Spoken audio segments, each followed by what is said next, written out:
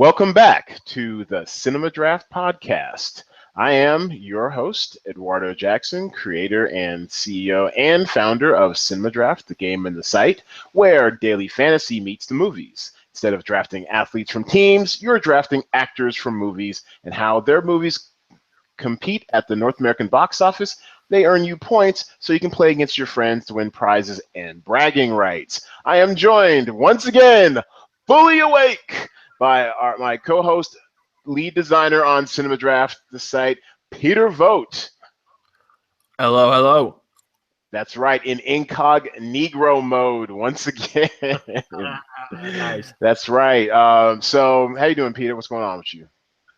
Doing all right. I've been listening to Bomani Jones for the past 3 hours, so I'm already ready to roll. I am feeling very lit. I am ready to conversate. That's right.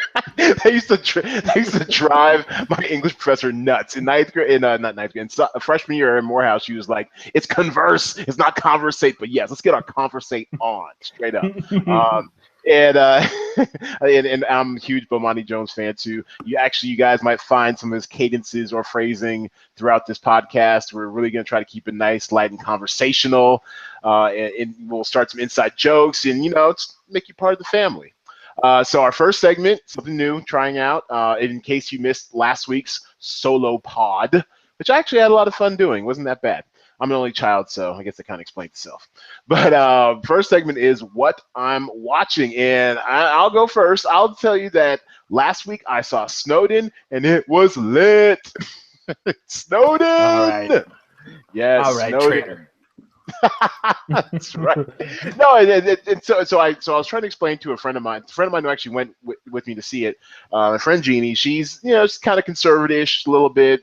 She's marches the beat of her own drum. But anyways, I was explaining to her that there's almost 3 levels of Snowden-dom. That first when Snowden came out and with the leaks or whatever, and like you said, people were like, "Oh, traitor!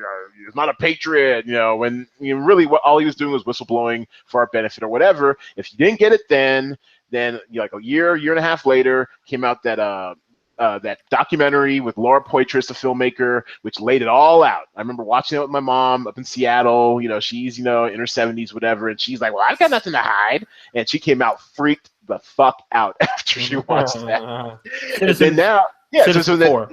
Yeah, Citizen 4, exactly. Yeah, Citizen 4. And then this is like the last level of Snowdendom, where if you didn't catch the first 2, this will definitely convert you, if you have any sense of privacy whatsoever. If you come out of this movie still thinking you need the government snooping through your emails and shit, then basically you're just a third world dictator.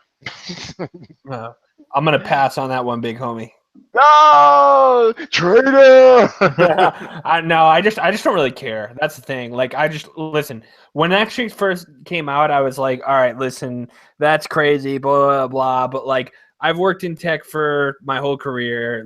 I understand what everyone's doing. I understand that ever since I've had a cell phone, I've kind of assumed that someone is listening in and there ain't shit that I can do about it. And if we make 3 fucking movies and 12 documentaries and 15 whistleblows, it's never going to change. So I'm like, I feel kind of defeatist in the fact that I'm like, do I even want to see a movie? I don't really like anybody that's in the movie, to be honest with you. So, I mean, I'm going to pass, man. I'm going to pass on Snowden. What, JGL? You're not a fan of Joseph Gordon-Levitt? He's all right. I mean, listen, Brick is one of my favorite movies of all time. No, Brick is so lit. Brick is very lit. Really yeah. Third Rock from the funny Sun. Funny story real quick about Brick. So that was back in my heavy-duty LA living writing days, and I got an invite to see a screening at it. One of those little private screenings in some anonymous room up in Beverly Hills. And so the movie ends, we come out, and I was thoughts are swimming a little bit, but this older lady kind of comes out, and she's like, "Oh, what do you think of the movie? That was good, huh?" I was like, yeah, the lead was really good. She's like, "Oh yeah, that's my grandson Joey. Joey did a really good job." I'm like, "Yeah, Joey did," because that was his first real role after Third Rock from the Sun, a long-running now syndicated TV show where he kind of grew up in front of our own eyes, and to see him be basically being fairly full grown in that movie. Joey, he done made it. He all grown up. Yeah.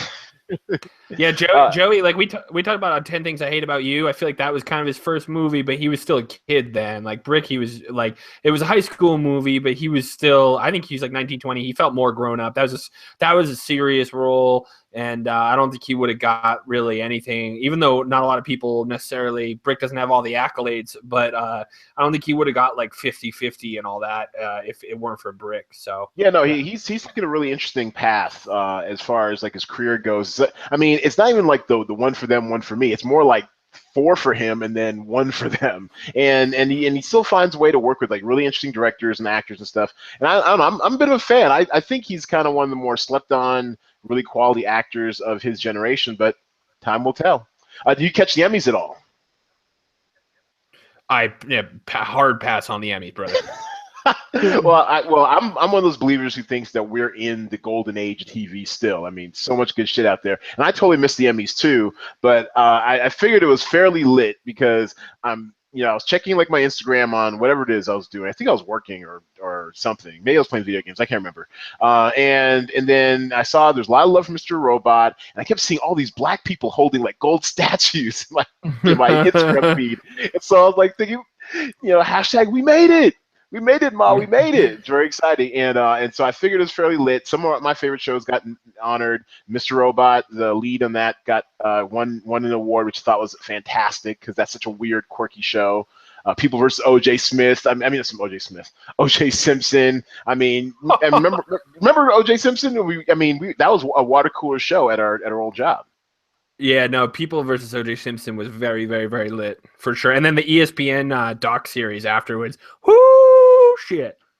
She just made me mad, man. Some stuff like for example, and my apologies are like 12 subscribers. Hi, Mom, for not having this out last night. I was all ready to go. Peter was off asleep. It was, Grandpa bedtime, and I was ready to record a podcast when I saw like just some stuff on social media with another black man being shot up, unarmed and stuff, and I just didn't have it in me. I couldn't do it, and stuff like that. Like when you see like O.J. Simpson and you see how it kind of ties in the fabric of this country and stuff.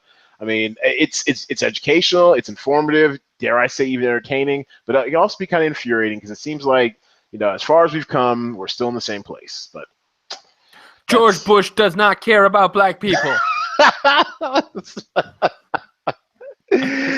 Fuck your couch. Okay. Fuck your couch. All right, They should give me money. And last thing I'm watching. Oh, go ahead. Sorry, I hate to be like, oh shit, we're talking about black people, injustice against black people. Let's keep it moving. But like, damn, we got off on the Emmys and Joseph Gordon-Levitt, and now we're getting political. Hey man, it's what I'm watching. What do you want? It's a free flowing. What's the Bill Simmons tagline? A free flowing conversation that might occasionally have mature language. That's right. All right. That's fair. That's fair enough. All right, and just to wrap up, what else I'm watching? NBA 2K17 is very hot. I'm very excited about it. For those of you who do play video games, whatever, if you're building your own team, and I have successfully resuscitated the Seattle Supersonics, brought them back to Seattle, you can actually insert scanned or digital images into the game for advertising. And so please believe I'm rolling on all the floor signs, CinemaDraft logos. It is the lit family, the lit. I'm still on Madden. I'm not a big basketball guy. I love Madden though. I've been playing Madden for weeks straight. I lead into the football season by playing Madden like 14 hours a week, and then I just kind of I keep it going, and then eventually like around week 5 or 6, I'm like, all right, fuck this, I'm out.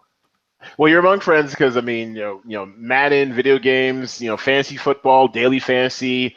You're all welcome here. I mean, we're all part of the same big gaming family, and that's why I'm very excited to talk CinemaDraft with you guys, as well as our next segment, which is we're going to draft our 5 favorite westerns in honor of my man, the God. Denzel Washington, my personal favorite actor ever since freaking high school. He's just the absolute best. He's coming out with The Magnificent Seven on Friday, or really pretty much tomorrow night, Thursday night.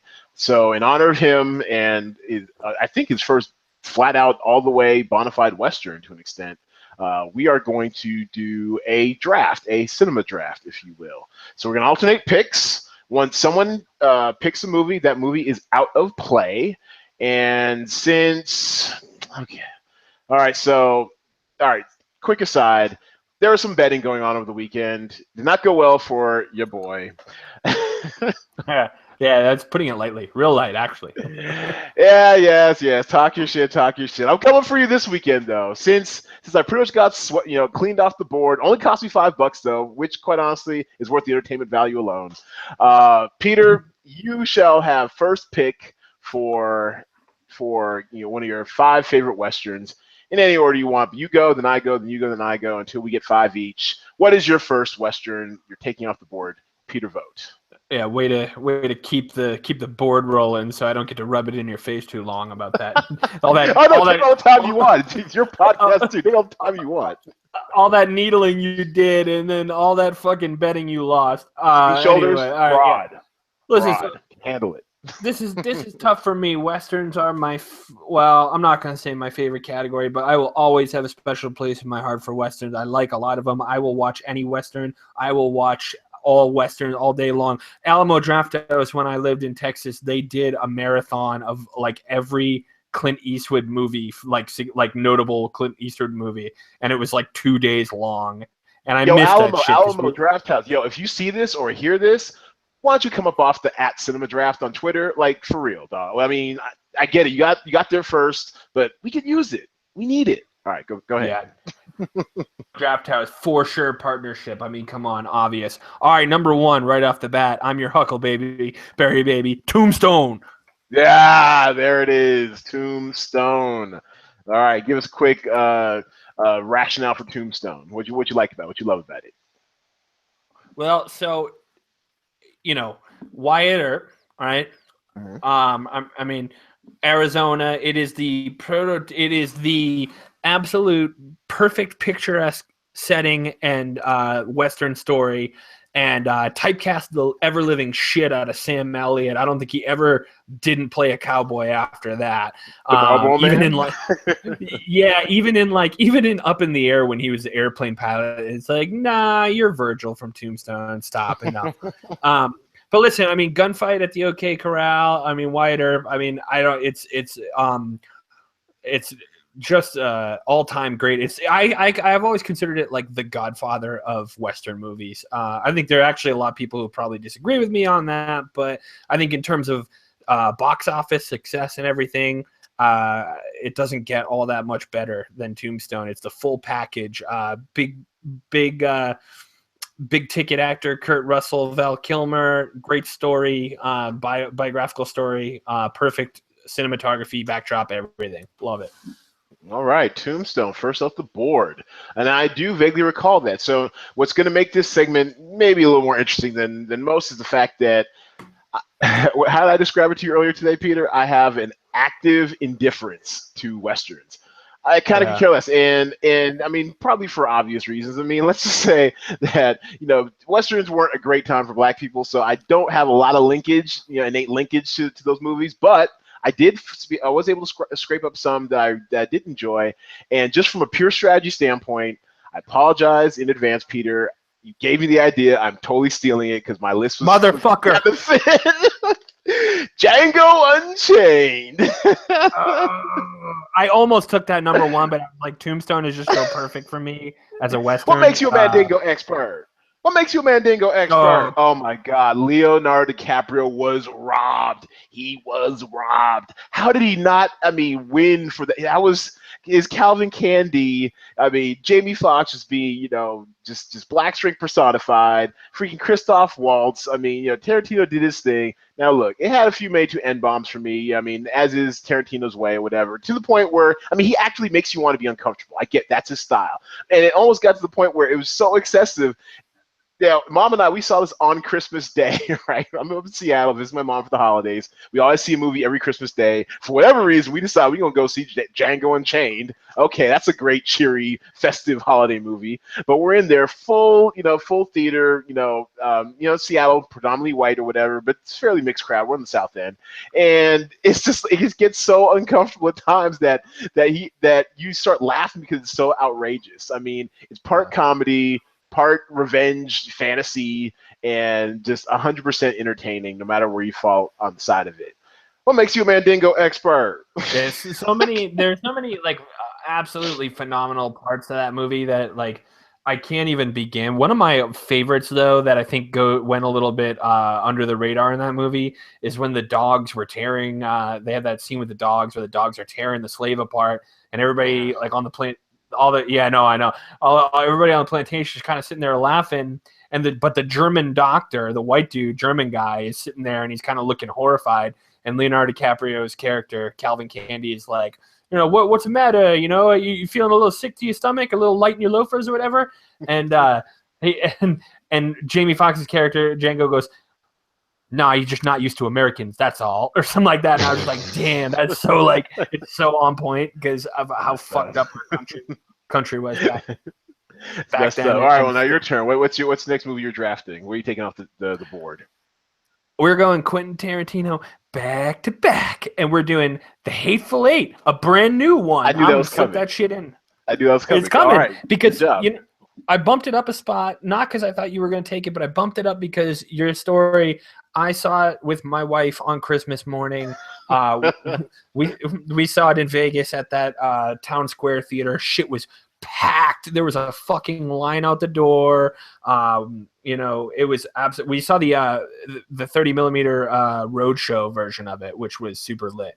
So real quick, what's the difference between like the 30 millimeter version and like a regular version? What makes it so lit? So I can't. Is it actually 30 or I can't remember if it's like 30 millimeter or 40 millimeter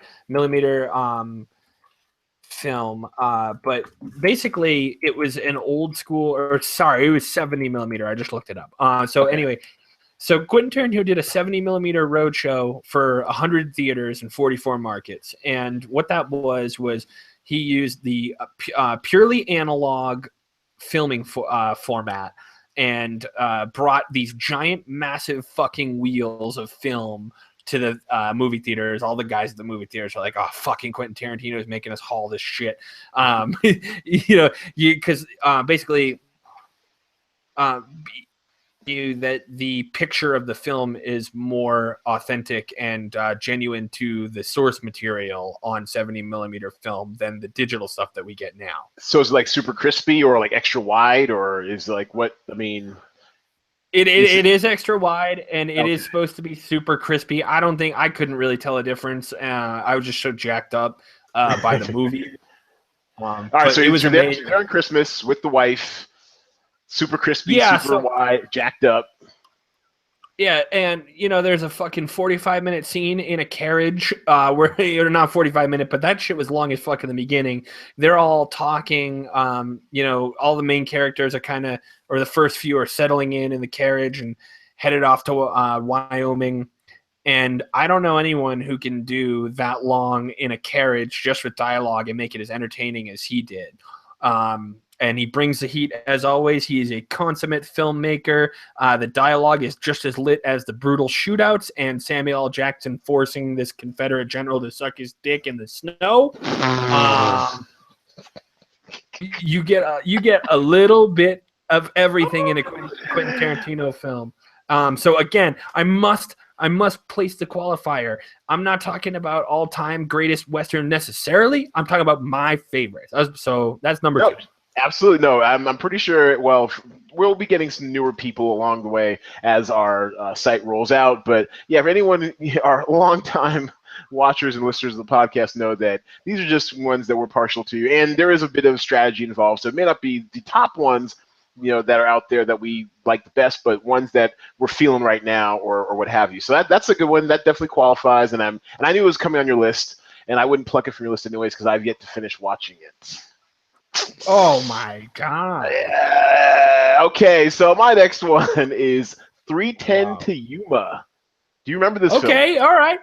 Hell yeah, I Yeah, do. James Mangold doing his thing. It That's was very exciting. I enjoyed that. I enjoyed the hell out of the flick. It was like I mean, that I think it was what Christian Bale trying to get some guy to the gallows, or whatever, and getting besieged along the way with a bunch of stuff, and he's got a kid along, and it's just got all these classic kind of westerny elements and loner elements and like redemption elements, all this sort of stuff that I just remember it being like really good in the year I reviewed it. I think I saw it in the theaters, what have you, but I was really high on it whatever year it came out. And I want to say, oh, I should be better at this. I want to say it was like in the aughts, like 2004 or something, but it made there it is. So 2007. So I remember it made like my top 10 of the year because it was just really good. And for a Western to even resonate with me is just going above and beyond. So 310 to Yuma, y'all. Check it out. Did you know that's a remake? Yes, I do know. So sorry, the 2007 version with Christian Bale and who was that? Vigo? Was Vigo in that joint? It was. It was no, Russell Crowe. Oh, yeah. Russell, I mean, Russell Crowe may be, kind of crazy off camera. Definitely, is turning into an older, I don't want to say elder statesman, but more of like a dumpy, hefty type of a part of his career, or whatever, where he's very comfortable with his body and his age. But my goodness, that guy is just he's a consummate actor. He's relentlessly entertaining. I totally forgot. Yes, 310 to Yuma. That's good stuff. That is really good stuff. All right, so you go now, Pete. Peter. All Petey right, we're gonna Pablo. take. That's right. Take your shirt off, roll it around like a helicopter. Listen. So I'm gonna go with No Country for Old Men for number 3. It's a neo-western. I guess you Okay. could call it. Okay. But I gotta. If ever I have a chance, this is like my. It's almost like my boomerang, like your boomerang. If I have a chance to slip the Coen brothers into one of these lists, I'm gonna do it. Okay. Because I fucks with the Coen brothers full on. And so I don't know that I've found a character that's as scary to me as I ever have of Javier Bardem's character in that movie. Good Was it God. Anton Chigurh or something? Anton Sugar or something? Yeah. Chigurh? Yeah. Yeah, well, you know what's funny is through that whole long movie, they hardly even ever say his name. Like, you can end that movie, like, not even knowing what the dude's name was, because I think they only mention it once or twice. That bowl cut, though. Hashtag that bowl cut, though. Yeah, but Scurry. that's how hard this dude was. That's how hard this dude was. He put daggers into your eyes just with this fucking mean ass stare. If bowl cut or not, that guy could have walked out there with a fucking mohawk, and you'd be like, oh, whatever, man. I don't want anything to do with this guy. He's gonna fuck my shit up.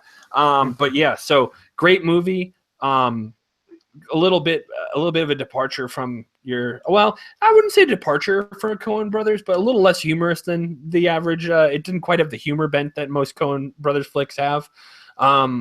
Out in West Texas, shout out to West Texas, Del Rio on the border of border of Mexico. Beautiful part of the country. You know me, I love Texas. I love West Texas. I love the desert. I love the Coen brothers. I love No Country for Old Men. Some Friday Night Lights territory, right? Isn't that West Yes, Texas? sir. Yes, sir. Permian Panthers, yeah.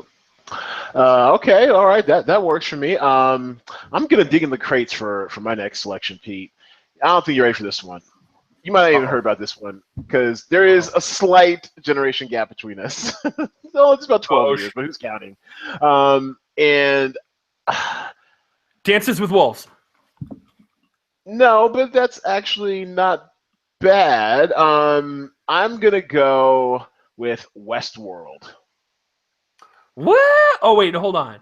I was thinking you said Waterworld. I was like, get the fuck No. out of here. I'm getting Although if you want to go neo-western, that's kind of like a western-ish whatever. But no, Westworld. So this one, all right. So have you heard of Westworld? First of all, I've heard of it. I have not seen it.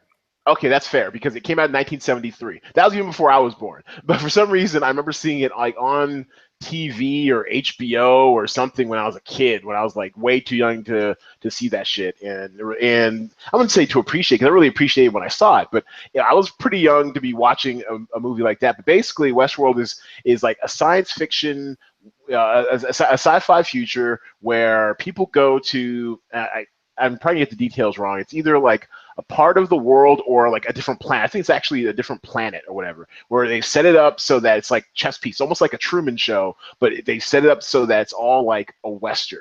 So like Western setting, everything like rich people in the future, pay to go to this place and live out their fantasies as being part of a real life actual Western. And they're interacting with like old school cowboys and ladies of the night with their big frilly dresses. Come up in here and see me sometime. That type of stuff, right? And it turns out that those women aren't actually women. They're actually like androids. They're bots. And basically the whole premise is what happens when the bots realize they aren't real. And then there's a whole like AI component to it, and the bots turning against their masters and all sorts of stuff. And guess who originated that movie, at least in the form of a book? And actually, no, and I think he did the screenplay too. Was freaking Michael the God Crichton.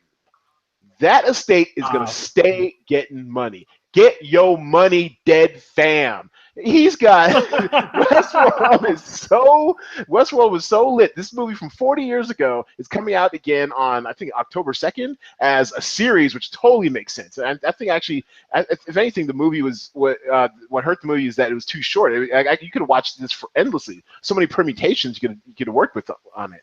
And so it's coming back out as a series on HBO, which really is where it needs to be. So you're gonna have all the sex, blood, gore, and morally questionable anti-hero leads that you can ever hope to want. And Westworld, as a concept and as a film, was really, really tight. Definitely check it out if you haven't seen it. That does not sound in your wheelhouse at all.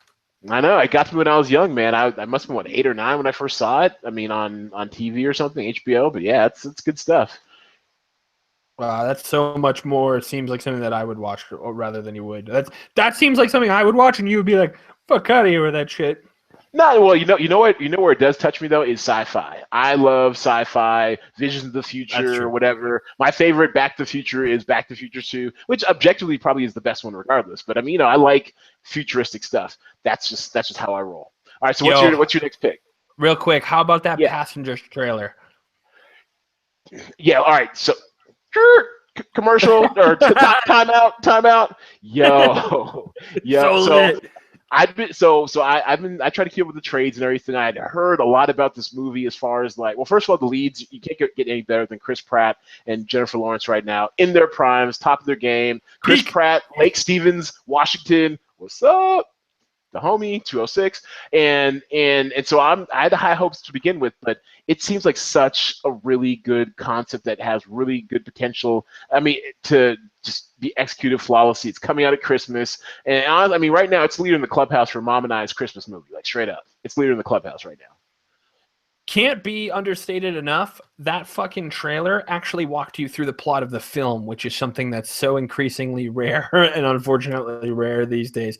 Man, that just looks like absolutely awesome. All right, so next up on my list is number 4. Okay. Fistful of Dollars. Gotta get a spaghetti.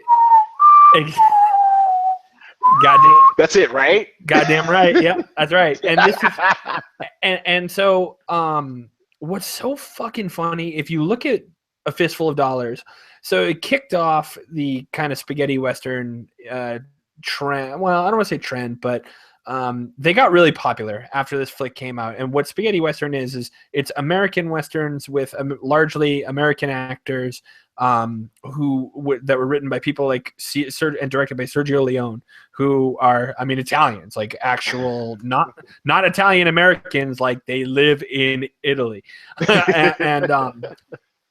and it was actually a movie that was intended for an Italian audience.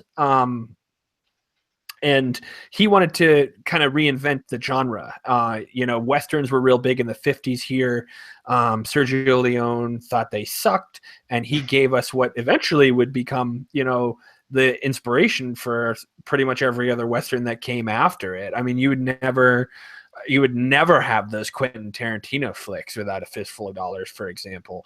And what's so funny about it is it's also considered to be an unofficial remake per Wikipedia of the Akira Kurosawa film Yojimbo. So you've got an Italian doing a remake of a samurai movie in the format of an American Western with Clint motherfucking American ass Eastwood. And so, Clint, American come acid. on. Okay, all right. Yeah. I mean, it's a must see. I mean, you can't, I don't think you can ever say that you're a fan of Westerns until you've seen it. That's just my personal opinion.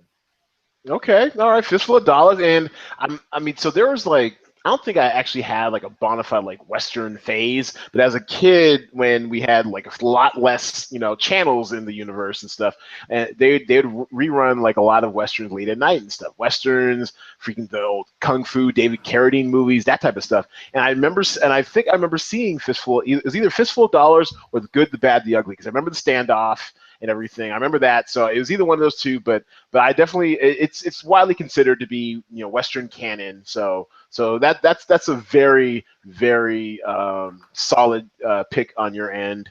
I'm gonna go with basically what's chalk, as we say in the DFS community, and gaming community. Basically, what's just like the standard play that everyone would choose if they're in my if they're in my seat or what have you. I'm not even ashamed of it. It was really good for its time. It kind of holds up to an extent, and it is what you mentioned earlier, Dances with Wolves. I mean, it won Ooh. all the Oscars that the year came out. I mean, and look, it's not a perfect movie by any stretch as far as the whole white man comes into a foreign area and becomes one of them and they accept him type of stuff. But at the time, not only was it kind of ahead of its game, it really did, do a lot more than any film, probably within 5 years, either way of it, to really, humanize Native Americans who are so, grossly underrepresented in Hollywood today as it is. And it was just, I mean, and it really does capture the majesty of the American West, the wide vistas and landscapes, the buffalo roaming, simple or at least non-technological living and stuff like that. And it transports you to a time and place. And I think we've already established from earlier podcasts that I am a sucker for being transported to a time and a place. So Dance with the Wolves, Well, chalk it up. yeah, that's one of the best part of Western flicks is the fact that a really good Western flick truly, and every single one that we've listed, by the way, I think does this. Every single one really puts you into a different time and a different place. Even No Country for Old Men, that took place in the 70s, I think, maybe the late 60s, and it feels that way. And so a lot of like all of the best Western flicks, in my opinion, are ones that will bring you into the desert or into cowboy land in one way or the other, and then they have other tropes too, but that I totally agree with what you said, and great pick. It's a little it's not my Chalky. favorite, but it's a good pick. Okay, it's chalky. Yeah. It's pretty vanilla, but go ahead. Well then finish off your picks right. Give us something inspired, non-chalk, off the board, off the map, or just one you like. This is off the board, this is off the map. However, I knew I could count if on you you, are Pete. in that's how I roll, is off the map. But if you have been paying attention to independent horror flicks in the last couple of years, there's no way you haven't heard of this one. It was on Netflix for a hot minute. Very, very, very, very lit. Bone Tomahawk. Check that shit out. Whoa, I have not heard of that. I have not seen how lit it is. Please light it up for us, Peter. Because I felt like this was one that you may have heard of, because it created quite a little. It drummed up a pretty good cult following and got a lot of internet buzz and all that stuff over the. It came out in 2015.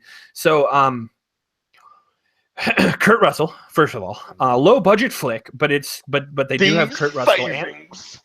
and they are These saving. savings. Patrick Wilson also, you may remember him from I Hard do like Candy. I like Patrick Wilson. I'm very familiar with his oeuvre. Very talented actor. Very under the radar too. Yeah, pretty sure this was a pretty low budget indie type flick, but they had both Kurt Russell and him. David Arquette actually makes a small appearance. Well, I wouldn't say small appearance, but a minor role. So basically, 1800s, and they're in this. They're in a tiny little town. I'm not sure where. Somewhere in the Old West, and basically there is a tribe of cannibals, savages, their words, not mine, but it's they at first it kind of comes across as like, okay, it's just sort of the Native American versus settler strife that we've heard about before, but then it turns out like, no, these guys actually, it was a cave full of these like evil motherfuckers, like, you know, satanic sort of, you know, crazy rituals, and they are brutalizing people and eating them alive and shit. And Kurt Russell is on essentially a one-man journey to save them. He's not alone, but it's basically the Kurt Russell show. He's going Charles Bronson in the 1800s, huh? Yeah, pretty kind of more like, it's more so like you know, it's just him desert, you know, with two companions who kind of are more dead weight than anything. Two or three, I don't really remember. But then when he finally gets to their destination, they start fucking shit up. So it's a bit of a slow burn. It's kind of, you know, it's I don't think it's on Netflix anymore, but man, it's very, very, very good. Very good movie all around. Not just in the sense of a Western, but like it's got that horror vibe to it. Kurt Russell is perfect in the role. Patrick Wilson plays a very emotional, very great role. So I think you would like it, honestly. Okay, I always love learning, you know, about new films, and thanks for, you know, taking us to a time and a place where, you know, very few people probably have heard of them. I somehow missed my radar, so thank you.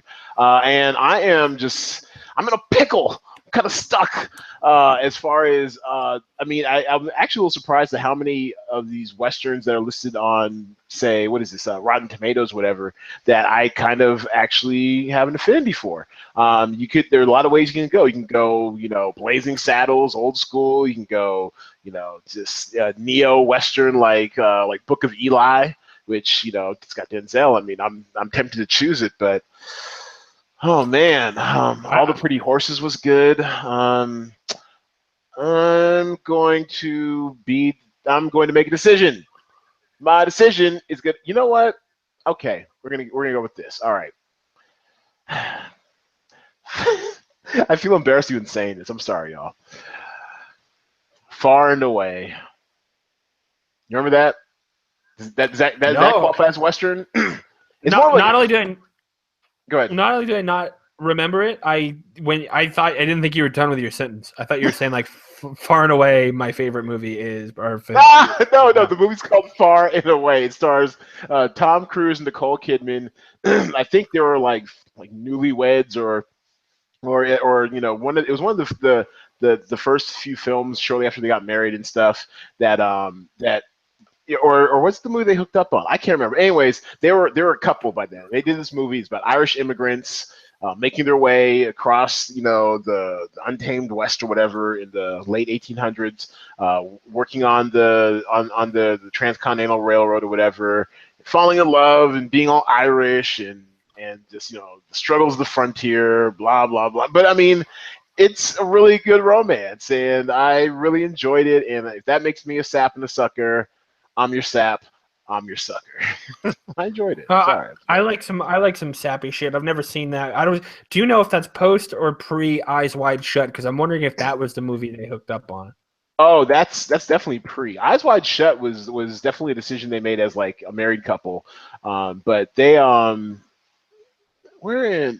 I'm trying. Actually, no. I need to. Yeah, let me check IMDb real quick. Far and Away. I want to say it was like 90. Not there. It is. No, oh shit. Ooh, 92. Oh yeah, this is super early. This is yeah, this is because Eyes Wide Shut was like 2000, 2001, somewhere around there. Maybe 1999. Earlier than that. Yeah, 97, 98, I think. Serious? Really? Oh, okay. All right. Yeah. Because I felt like I was out of college when I saw Eyes Wide Shut, and I'm like, oh, this is some funky shit. Yeah. So they'd worked on Days of Thunder and stuff. I think Days of Thunder might have been the movie where they you know, met and like, you know, hooked up, and I guess he left Mimi Rogers or whatever. You know what? You know. And speaking of, this is the week that will go down in history as the week where Jennifer Aniston got her karmic revenge. I'm gonna hit you with Jake. I'm gonna hit you with a Jay Cutler here. Don't care. apparently, the internet cares. Brangelina was trending all day yesterday, despite black men being murdered on the streets. I mean, I guess it's a big deal to America. whatever. But yeah. So, anyways, keeping that moving. My last one is Far and Away. I do want to give a shout out though. So I realize that it's not so much I don't like westerns, but as far as movies that have been westerns, there aren't as long a list of other genres that I like. But I have been watching. I've watched every episode. I was on board from day one because once again, historical fiction. I'm a sucker for it. It's a bona fide western. It was a show on AMC called Hell on Wheels. And actually, my boy Don Norwood. What up, Don? If you hear this, see this at any point, he played. He actually became a series regular. I think 2 or 3 seasons into it. Just finished its run. 5 very tight seasons. I think it averaged about 12 or 13 episodes each. And it was about the building of I think the Union Pacific Railroad, and a former Confederate soldier named Cullen Bohannon, who used to own slaves himself, finds himself as like the foreman, trying to escape his Confederate past, whatever, out in like, the post-Civil War West, working with all manner of people and stuff, and just basically looking for redemption. He killed a bunch of people trying to find himself. But a really good, really good show. I enjoyed it. Very complicated. Common was one of the first, was a lead on there for the first 2 or 3 seasons. Just some really interesting work going on there. So that's a Western. It's not a movie that y'all should check out. Hell on Wheels, the full season should be available, I guess, wherever they show those damn shows. Okay, great. No, Hell on Wheels is lit. I remember that being that was a Breaking Bad in its peak. Peak Breaking Bad led into Hell on Wheels when they premiered it, and that was like the whole big deal for, I think, like, I want to say season 4 or season 5. It was after Breaking Bad. It would be like, stay tuned for AMC's Hell on Wheels. And I remember the show had a lot of hype when it first came out because of that. But kind of it did. But they actually, to their credit, I mean, a lot of times we talk down about all these studio heads, whatever. But they figured out its purpose or its slot. After, I think, the 3rd season, they moved it to Saturdays, which is normally a graveyard for most shows, but there's like a whole Western block of programming on AMC, and they just stick it in the middle of that. And I wouldn't say it flourished, but it survived for like a season and a half longer than it deserved to. So kudos to them, man. Big shouts. Yeah. Big shouts. No, Saturday seems like a bad day for television. But good day for Westerns, apparently.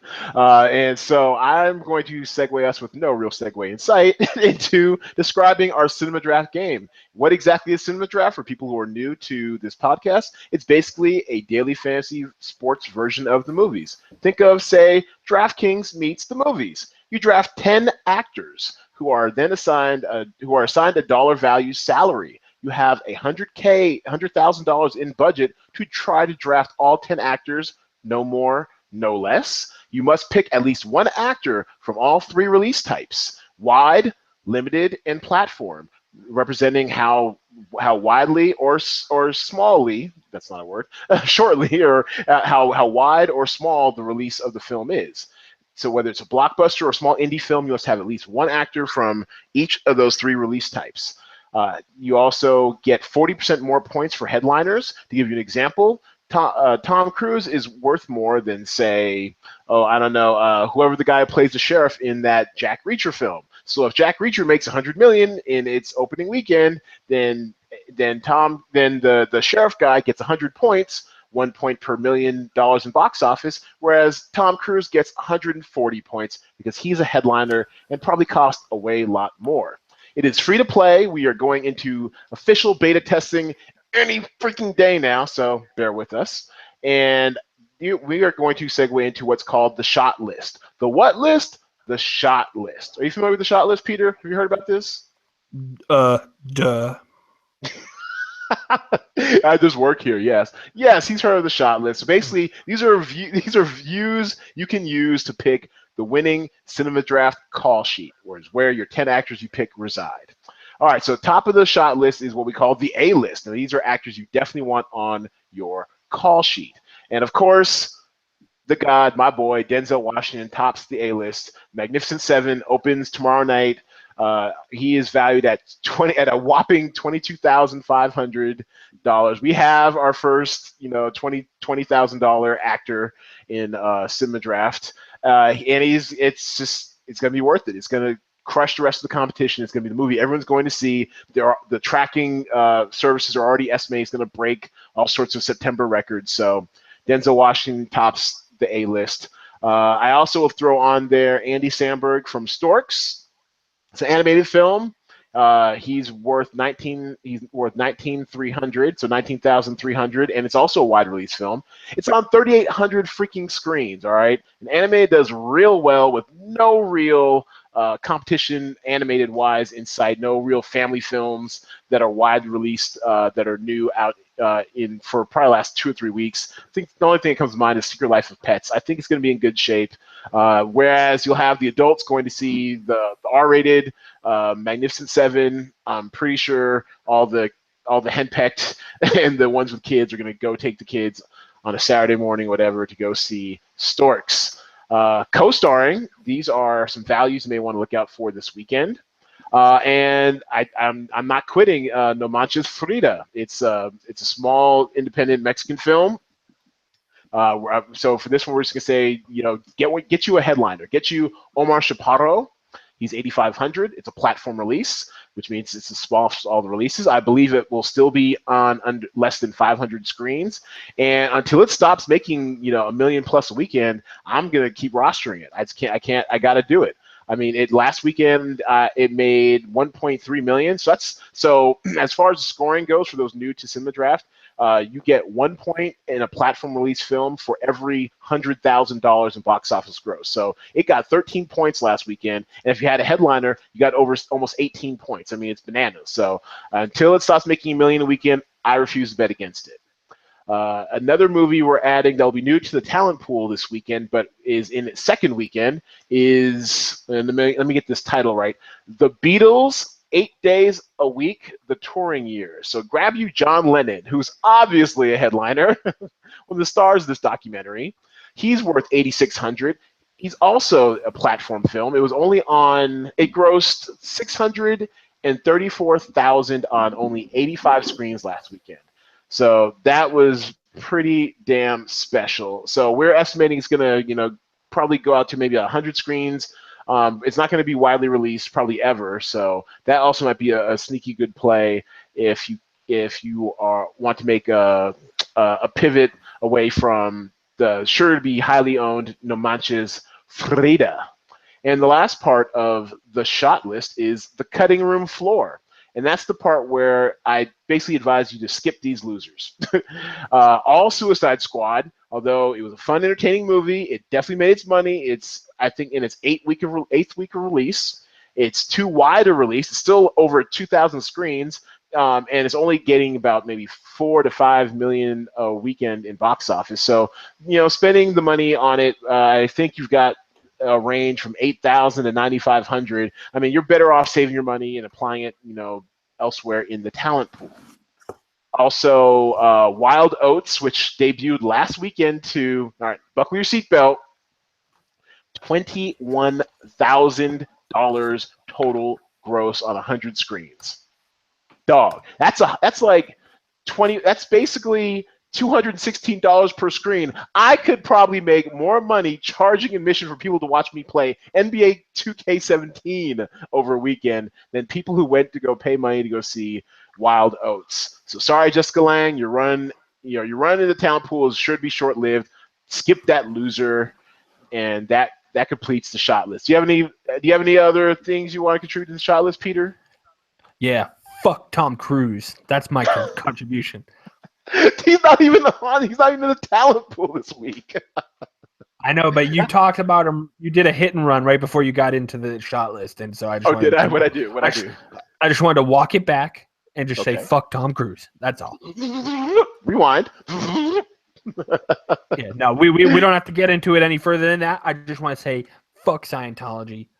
Yeah, now we're going, okay, since we are wrapping this up and not wanting to have the church come after us in only our 4th official podcast, where can you find CinemaDraft? You can find CinemaDraft at cinemadraft.co. That is http://cinemadraft.co to sign up for an invite for a free beta, which hopefully will be going online any day now. It is free to play, and we are giving away real money.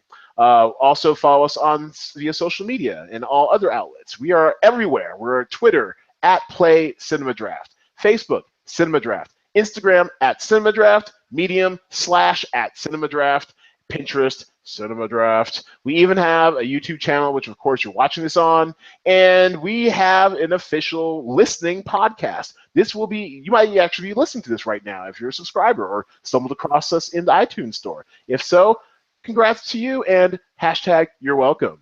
You can find us at as or base lookup in the Google store. We're in the Google Play Store. We're in iTunes. We're in SoundCloud. Just look for CinemaDraft podcast. That's us. We're the only ones out there. We out here. And for those of you who are already playing inside the invite-only beta, your feature presentation starts Thursday. Theater count locks at 6 p.m., which means that after 6 p.m. we will have certainty for what the release types will be. And then the game itself starts at 10 p.m., all times Pacific time, because that's where we live.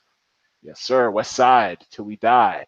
The game runs through until the results are posted at 3 p.m. Monday, covers the release period of Thursday evening through Sunday evening, and stay tuned for any updates for CinemaDraft the game, CinemaDraft the podcast, CinemaDraft the mini pod. I'm experimenting with a solo pod on Mondays after the results come in, where we will analyze the weekend's box office in brief and also break down the winning feature presentation call sheet. So that's all I got, Peter. Want to say something for the people before we head on out? Nah, man, I already got my hate out. We're good. The Hateful Eight. Over there behind the dog Avi. I can dig it. All right, well, I gotta work on my intros, gotta work on my outros, but right now I'm too busy working on making a cool site for you guys. So until next time, please subscribe to us at the iTunes store or wherever you get your fine podcasts. Also, I guess you can rate us, I don't know. I guess we can take criticism. It's all good. But definitely, if you like the podcast, definitely rate us in the iTunes store so more people can discover us, find us, and add more value to the world. So in lieu of exit music, holla at your boys!